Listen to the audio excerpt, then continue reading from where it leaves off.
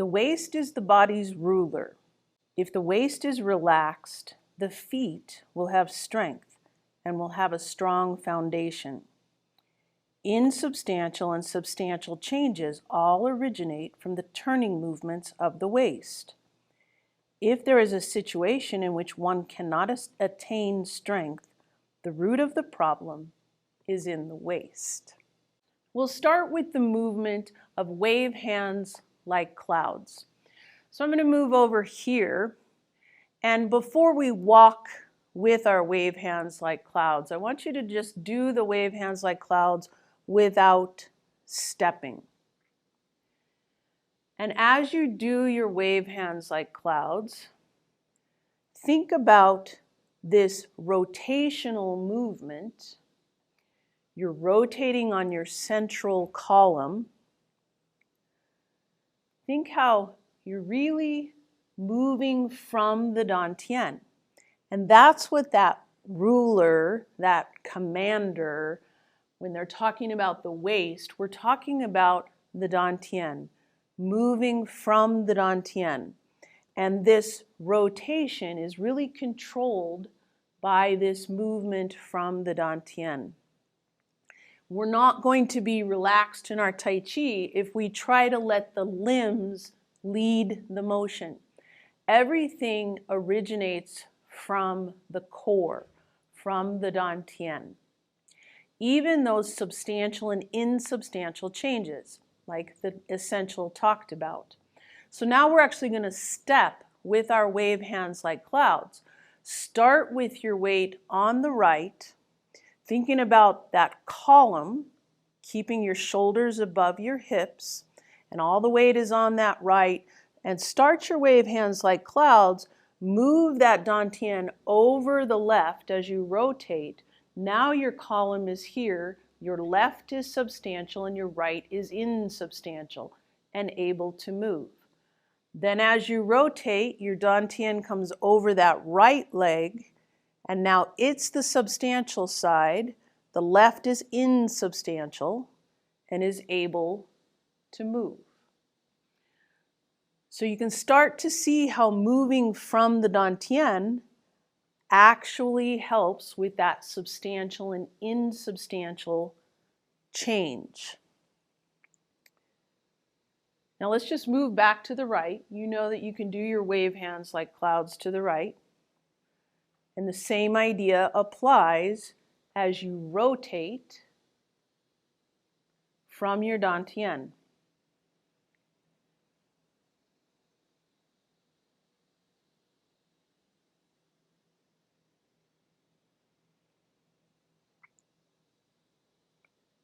One more step. Now there's an idea that's a great way to look at that moving from the dantian and really realizing that that rotation is leading the motion. And this idea comes from my husband. He would teach the idea of a flashlight coming from your belly button. And if you think about a flashlight coming from your belly button, and you think about that light traveling across the room, then you're less likely to just move from your arms. Think about letting that light travel.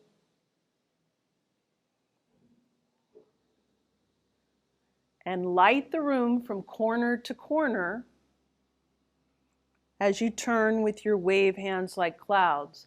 Let's go back to the right now.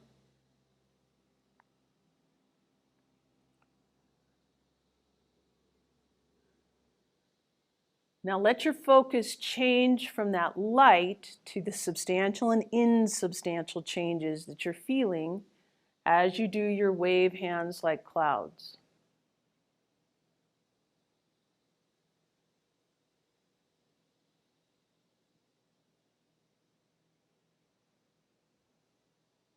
And good. So now we're going to move on to pushing chi. And pushing chi with your substantial and insubstantial changes, instead of going side to side, now you're going front to back. And if you move from the dantian, we've talked about You're not going to push yourself forward. You're not going to lead with your hands. You're not going to lead with your shoulders. You're not going to lead with your head. Moving from the Dantian, if you think about it, is really bringing that base, that center of mass over your base of support as your back, and then it comes over your base of support in the front. There's a slight little rotation. There's not a big rotation in your pushing chi, but think about that Dantian coming over the back and then coming forward. And then to call back what we talked about last week, step forward with the right. Do your pushing chi and feel that substantial and insubstantial. But now as you come forward, let the right remain substantial. You're in this position.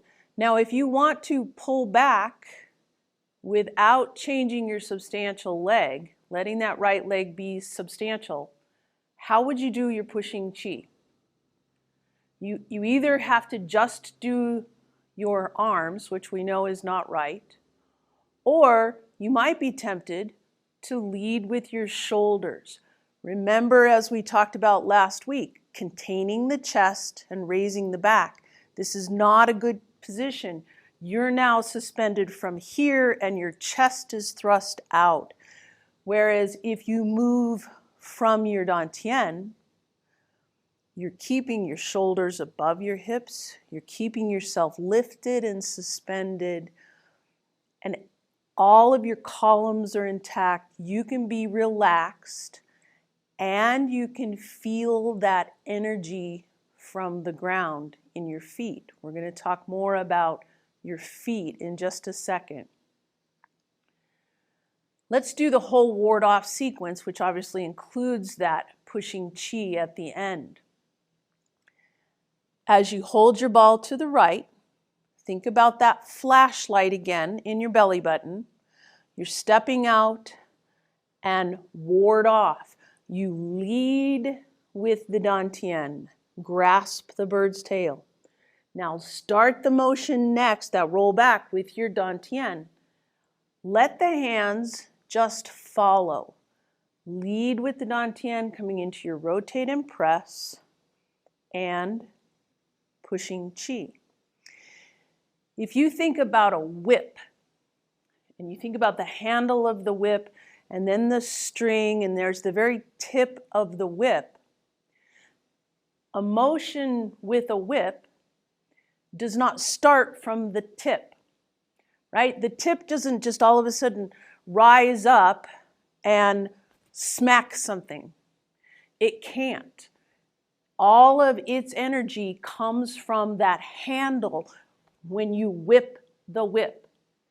You think about this when you do your ward off. All of that energy needs to come from here. The waist is the commander. The waist starts that motion. The Dantian is the leader.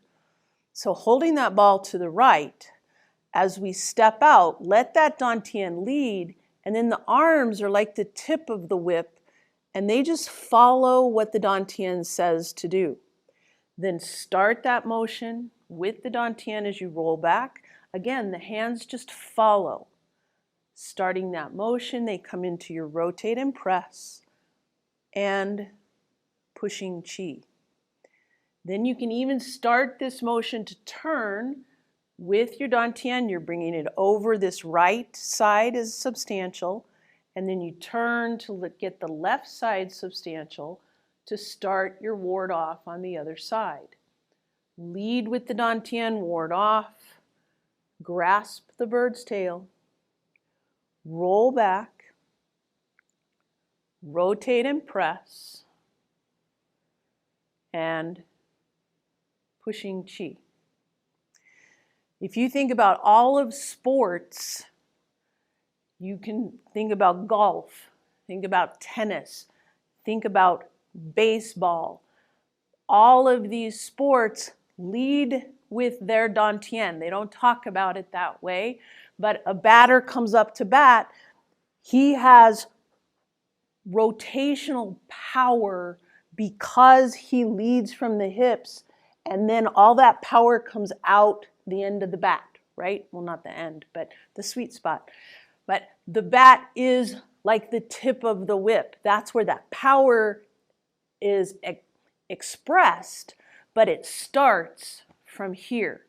Tai Chi is no different. Tai Chi is just like any other sport in that the power comes from here. If we look at our deflect, intercept, and punch, so start with your weight on that left column. Hands are over at your left hip.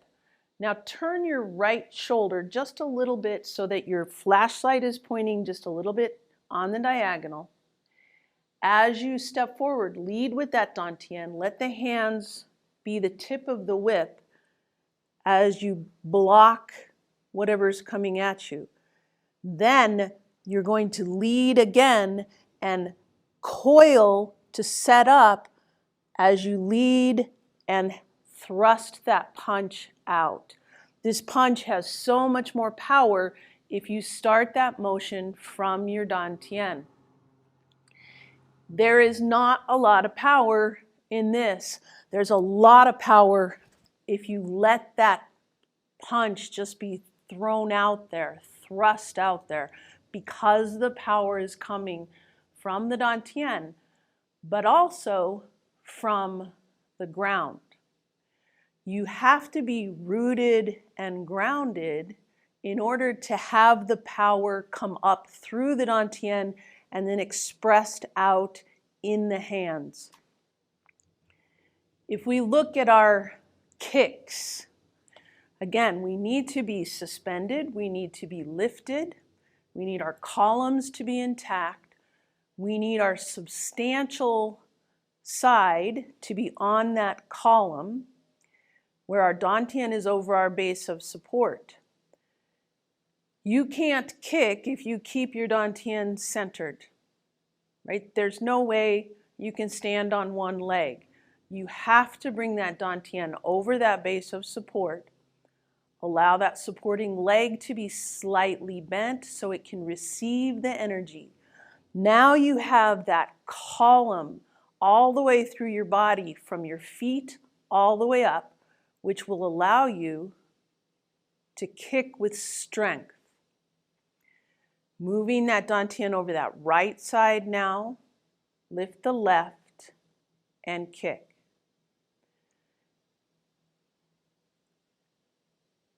You need that strength in your feet to be able to let the energy flow through your body. You can't have the energy if you're not rooted and grounded. Remember that all of these essentials flow in with the principles, flow in with the harmonies.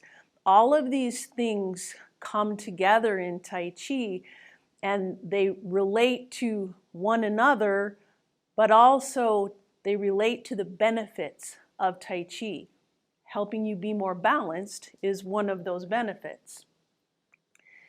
One of the best ways I can show you how the feet need to be strong, how the strength needs to come from the feet. And if you have problem in your feet, the root of the problem is probably in the waist. That sounds odd, doesn't it? That if there's a problem with my feet, I'm not being rooted and grounded, the problem is here. But let me describe this. If you come into your part the wild horse's mane, holding the ball to the right, let your flashlight be pointing just a little bit on the diagonal. Okay? You're not facing forward. Let that flashlight point on the diagonal. Then step out with your left, but keep that flashlight pointing towards that corner. Complete your part the wild horse's mane without moving your Dantian.